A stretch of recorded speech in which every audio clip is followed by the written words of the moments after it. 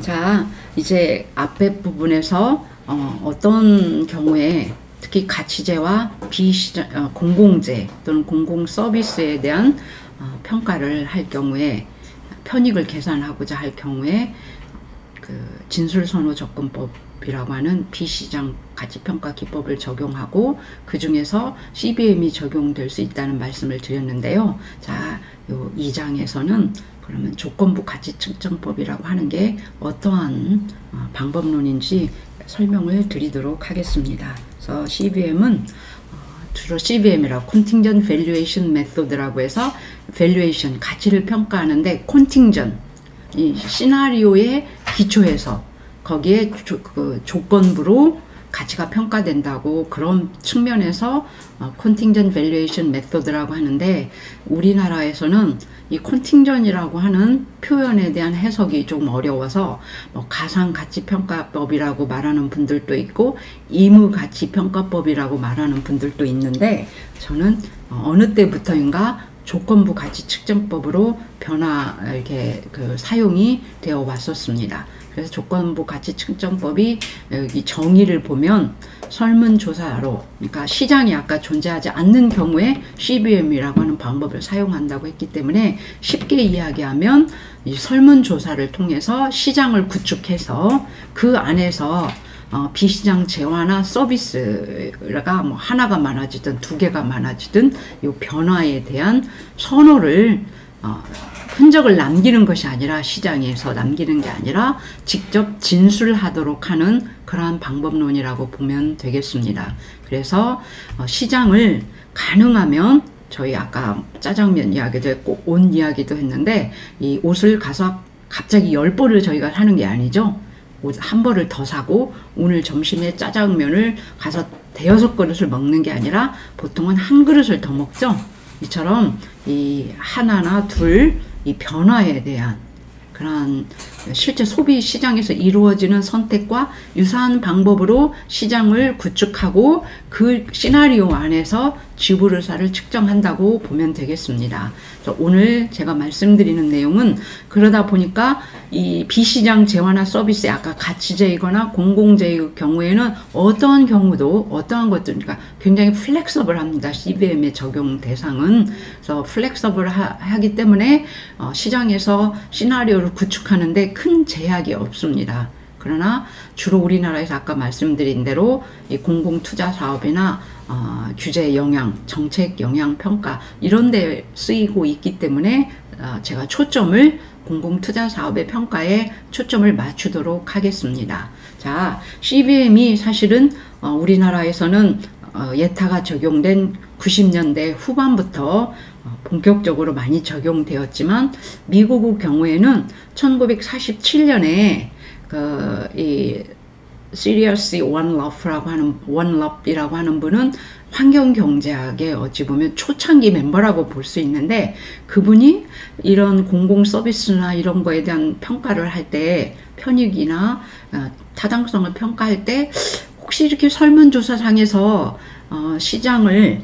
대한 시나리오를 구축해서 하는 방법은 없을까? 이런 가능성에 대해서 이야기를 하셨고 63년에 데이비스라고 하는 분이 하버드 대학 경제학사 박사에서 처음으로 이런 가상 시나리오를 만들어서 지불의사를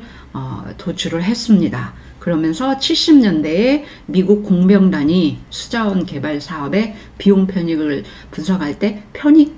측정에 요 CBM을 활용을 했고요. 이제 미국에서 그렇게 인앤아웃 사용이 되다가 1981년에 레이건 대통령이 대통령령으로 어떤 그 환경 정책이 1억 달러 이상, 환경이나 보건 정책이 1억 달러 이상의 비용이 드는 정책에 대해서는 과연 그 드는 비용만큼의 편익이 발생하는지를 분석하도록 그래서 미국 경우에는 요 규제 영향 분석에 CBM이 많이 쓰였고 그러다가 89년에 아마 다 여기 지금 이 강의를 듣는 분들은 엑산 발데즈 사건에 대해서는 어느 정도 알고 계실 것 같아요. 이 엑산 발데즈호가 알래스카에서 유조선 석유를 수송하다가 암초에 부딪히는 바람에 굉장히 많은 영역에 오일이 유출이 된 거죠. 그래서 많은 그 바다 생물들이나 생태계가 파괴가 됐고, 이거에 대한 피해 비용을 이제 법정으로 가게 되겠죠. 엑산이 얼마의 보상을 해야 되는지. 요 엑산 발데즈 사건에 그러면 그러한 피해 비용을 어떻게 산정할 거냐. 예를 들면 나는 알래스카에 평생 가보지도 않을 플로리다에 사는 사람은 거기에 여러 희귀종이나 생태계가 알래스카에 파괴됐다는 거에 나도 굉장히 가슴 아프고, 그런 사건을 방지하기 위해서 얼마든지 지불할 의사가 있다면 그런 지불 의사도 그러면 어떻게 평가할 방법은 없느냐. 이런 여러 논란이 되면서 요 CBM을 쓰겠다고 했을 때 또 엑선의 입장에서는 이 방법론의 제기를, 또 이 가상 시장을 구축하는 방법론에 문제 제기를 할 수 있겠죠. 자, 이런 여러 문제 제기들이 오고 가고, 그러면서 그 노벨상을 받은 두 경제학자들을 포럼에 대표로 해서 블루 리본 패널이라고 해서 한 거의 2년 이상을, 2년이 뭐예요? 한 3, 4년 동안 치열하게 미국 내에서 이 CBM이 과연 경제학에서 이런 편익을 측정할 수 있는 방법론인가에 대한 연구가 이루어졌고, 1993년에 노아가 제대로 연구가 된 CBM은 이러한 편익으로 측정이 사용이 될 수 있고, 그래서 미국의 경우에는 법정에서 피해액을 산정하는데 사용될 수 있다고 공표를 했습니다. 그러면서 어떻게 연구를 해야 제대로 된 CBM 연구인지에 대한 가이드라인을 정부에서 공시를 했고요. 또 이때 클린턴 대통령이 레이건 대통령령으로 된 그 대통령령을 조금 더 규제 영향 분석을 Economic Analysis라고 해서 경제 분석이라고 하는 그러한 그 가이드라인으로 매우 자세하게 CBM을 어떻게 적용하는가에 대해서 정리를 해 놓았습니다. CBM은 아까 말씀드린 대로 이 가상 시나리오 안에서 시장을 구축하기 때문에 어떤 재화나 서비스에 대해서도 적용될 수 있다고 하는 굉장히 플렉서블한 방법이지만, 실제 사람들이 선호를 시장에서 현시하지 않기 때문에 여러 바이어스의 뒷부분에서 잠깐 설명을 하겠습니다. 여러 바이어스에 노출될 가능성이 있다는 게 이제 단점입니다. 저희 한국에서도 1999년 KDI에서 국가재정사업에 대한 예비타당성 조사에서 경제성 분석으로 특히 문화, 체육, 과학시설에 대한 편익을, 비시장 편익을 측정하는 데 적용이 되었고, 2008년에 수자원 부분의 예비타당성 조사에서도 이 환경 개선 용수라든가 하천 유지 용수와 같은 수질 개선 편익을 측정할 때 적용되었고, 2015년부터 한국지방행정연구원에서 지방재정투자사업에 대한 타당성 조사에서도 적용이 되고 있고, 2018년부터 키스텝에서 진행하는 국가연구개발 R&D 사업의 예비타당성 조사에서도 일부 적용할 가능성을 타진해서 저희 나라에서는 상당히 활발하게 이 CBM이라고 하는 방법론이 적용되고 있기도 하지만, 또 그에 따라서 여러 우려할 사항들이 아까 여러 바이어스가 노출될 그런 우려가 있기 때문에 거기에 대한 우려도 또한 논의가 되고 있다는 말씀을 드립니다. 자, 그래서 이 CBM에 대한 연구는 크게 제가 이렇게 그림으로, 대부분은 요 그림에 있는 일단 문헌 연구, 그러니까 뭐를 평가할 건지에 대한 연구에서 시작해서 거기에 대한 가상 시나리오를 구축하고, 이 가상 시나리오는 크게 가상 시장을 구축할 때는 세 가지 요소가 큰 요소입니다. 조건부 상품, 지불 수단, 지불 의사 유도 방법, 이 세 가지가 기본 요소가 되고, 이렇게 해서 초안이 나오면 요 아까 뒤에 말씀드릴 바이어스를 최소화시키기 위해서 전문가들이 검토하고 또 FGI라고 해서 일반인들을 대상으로 이 설문지에 대해서 쟁점 사항들을 논의하고 본조사의 일부인을 사전조사로 실시해서 여기에 따른 결과나 설문지에 대한 최종 마무리를 하고 그렇게 해서 표본 설계와 설문조사를 실시하고 거기서 나온 데이터를 가지고 계량 분석을 통해서 지불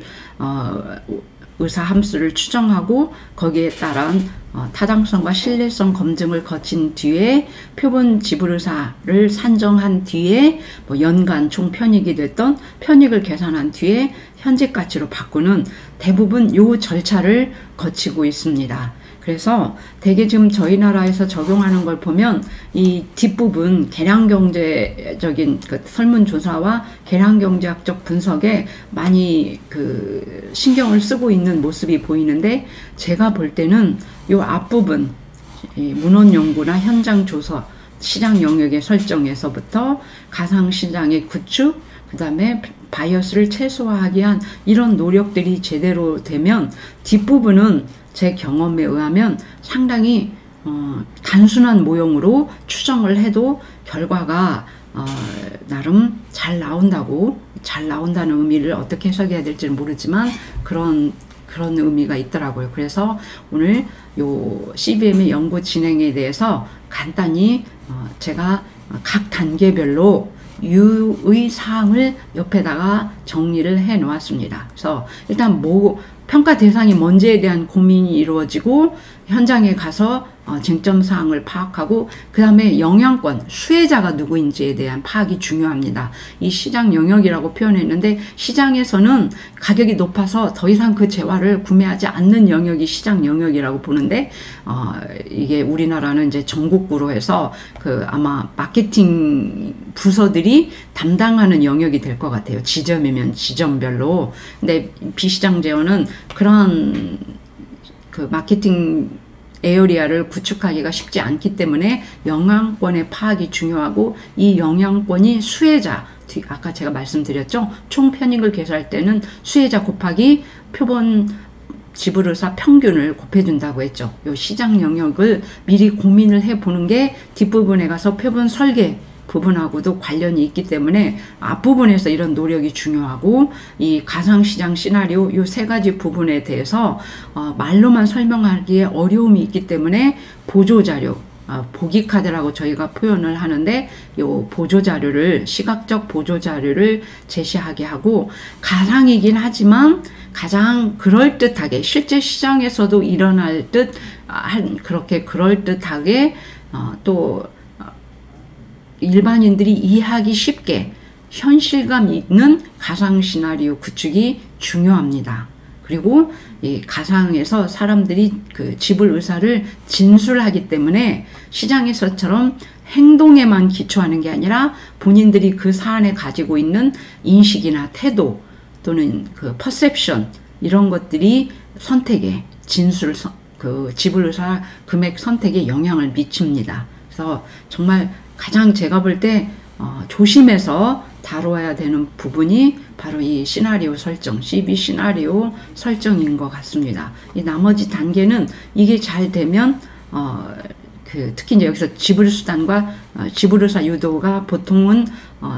특히 노화 패널에서도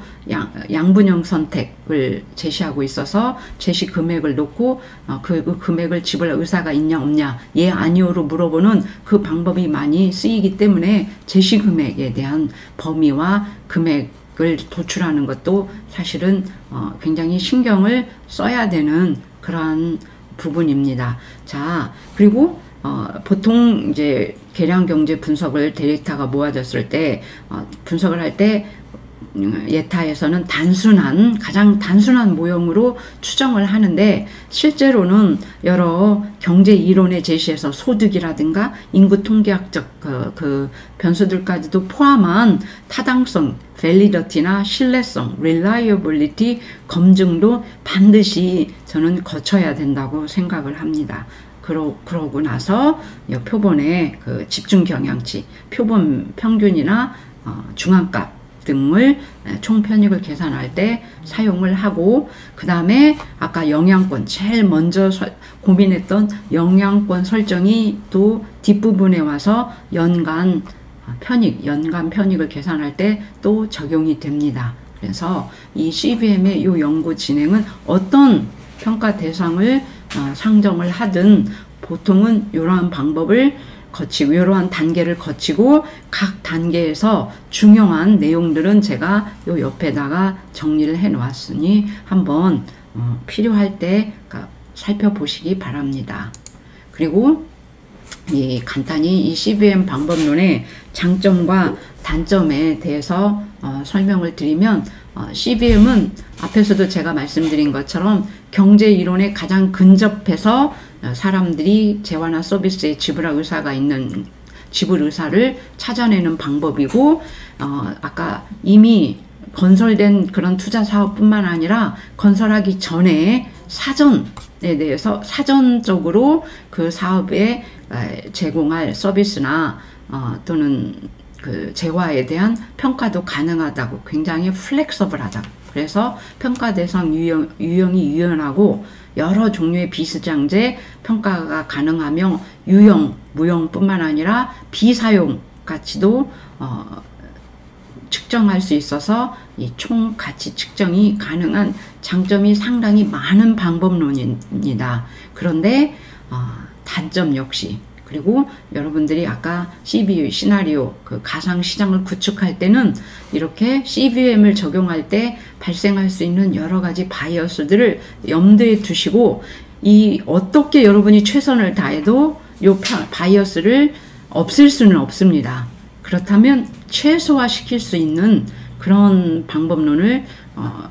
CBM 적용을 고민해 보라고 말씀을 드리고, 아까 전략적 편의는 당연히 공공재를 설명할 때 제가 말씀을 드렸죠. 이게 공급이 어쨌든 될 거라고 생각한다면 저는 지불의사를 낮게 말할 거고, 내가 지불의사가 많다고, 사람들이 많다고 이야기를 해야 이 사업이 될 거라고 보면 좀 높이 제시할 그럴 유인들이 있어서 그런 전략적 바이어스가 존재하고, 가장 큰 거는 아까 실제 시장이 아니고 가상 시장을 구축한다고 하는 것. 그래서 이 화장실 갈 때 마음하고 나올 때 마음하고 달라질 수 있어서, 실제 세금을 거들어 온다면, 예를 들면 또는 뭐 이용료를 내라고 한다면 실제는 또 내지 않은, 이 설문조사에서는 내겠다고 했는데 실제는 내지 않을 이런 가상적 편의가 존재하고, 그 다음에 여러 설문조사상에 특히 지불수단 편의가 이걸 세금으로 했냐, 이용료로 했냐, 뭐 부담금으로 했냐, 또는 그 기부금으로 했냐, 이 지불수단 페이먼트 비클의 편의가 발생할 가능성이 많습니다. 그리고 정보를 어떻게 줬느냐에 따라서 그냥 말로만 설명했냐, 시각적으로 알아볼 수 있게 좀 설명을 더 자세히 했냐, 이 정보, 주어진 정보에 따라서 지불의사가 달라질 수도 있습니다. 그래서 이런 점들을 고려를 해야 되고, 또 하나는 이게 이제 인베딩 이펙트라고 하는데 뭐냐면, 아까 특히 요 한강 수질 개선에 대한 편익이나 4대강 전체에 대한 수질 개선 편익을 측정했는데 이 둘이 거의 비슷하게 나와요. 그래서 사람들은 우리가 사과를 하나 먹을 때, 하나 살 때하고 4개 살 때는 저희가 지불하는 가격이 다르죠. 또 지불 의사도 다르고. 그런데 저희 CBM 설문을 해보면 강 하나에 대한 수질 개선이나 4대강 전체에 대한 수질 개선 편익이 유사하게 나오는 경우도 실제로 있는 거를 볼 때, 이제 저희가 아까 시장에서 가상 시장을 구축할 때 요 조건부 상품 그 설명, 평가 대상에 대한 설명이 얼마나 중요한가를 알아볼 수가 있습니다. 그래서 보통 이런 설문에서 사람들이 지불의사를 평가할 때 거기서 얼마, 이 가상시장에서 어떤 서비스나 그 재화가 평가되는가에 초점을 맞추지 않고, 이거 좋은 일이니까 나는 좋은 일을 하고 있어 라고 하는 만족감이나 웜글로우, 이건 지구를 위해서 좋은 일이야 라고 하는 만족감이나 자선심을 충족시키기 위한 지불의사 표시일 수도 있다고 하는 점을 연구자들은 좀 주의를 하셔서, 이 CBM의 편의를 줄이기 위해서 연구 결과가 경제 이론이 예측하는 바와 일치하는가, 또는 이 연구 결과가 다른 비시장 측정 가치 평가 방법들하고 측정된 결과와 유사한가, 그리고 동일한 공공재에 대해서 반복적으로 똑같은 평가 대상을 CBM으로 적용했을 때 유사한 결과가 나오는가, 이런 밸리디티 테스트나 릴라이어빌리티 테스트를 그동안 많은 학자들이 해왔고, 외국의 경우에 미국이나 유럽의 경우에 이론적 또는 수렴적 유효성이 그리고 또 신뢰성이 어느 정도는 갖춰져 있다고 결론을 내고 있는데, 저희도 이제는 한 20여 년 가까이 CBM이 적용되어 오면서 이런 편의를 줄이기 위해서 방법론 전체에 대한 고민도 필요하지 않을까, 이런 생각을 해봅니다. 그러면서 이제 가장 먼저 해야 할 일이 바로 이 시장 영역에 아까 평가 대상이 정해지면 그 영향권이 어딜지, 그리고 그 영향권의 설정은 표본 틀, 나중에 설문조사를 수행할 때 표본 틀의 구축과도 연관이 되기 때문에 좀 고민이 필요합니다. 그래서 여기서 시장 영역이라고 하면 이 사업으로 인해서 영향을 받게 될 수혜자가 누구이고 혹은 피해자가 누구인지, 그리고 그 수혜자와 피해자의 단위가 가구인지 개인들인지, 이거에 대해서 처음부터 고민을 해둘 필요가 있습니다. 그리고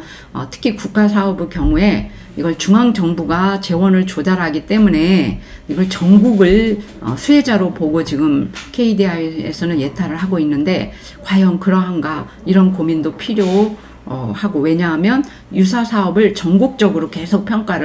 수혜자를 놓고 평가를 했을 때 이 모집단 중복 계산이 이루어지는 그런 우려가 있기 때문에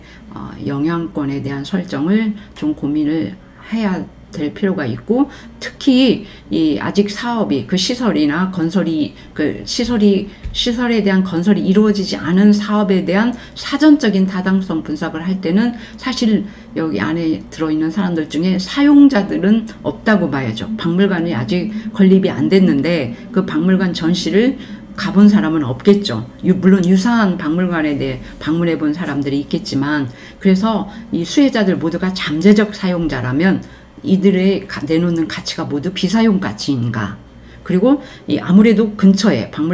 건립될 박물관 근처에 사는 사람들이 원거리에 사는 사람들보다는 여기를 방문할 가능성이 높을 텐데, 이 사업 인근의 주민들과 멀리 원거리에 있는 사람들을 같은 가중치로 취급할 건가, 또는 이게 국가에서 이루는 그런 재정 사업이기 때문에 유니크한가, 아니면 이미 박물관들이 여러 지역에 이미 건립이 되어서 운영이 되고 있다면 대체제가 그래도 있다고 봐야 되겠죠. 그래서 대체제가 전혀 없는 국가사업과 대체제들 또는 유사시설이 많은 그런 대체제에 대한 고민도 저희 CBM을 CBM 설문을 설계하는 초기 단계에서부터 고민이 필요하다고 보겠습니다.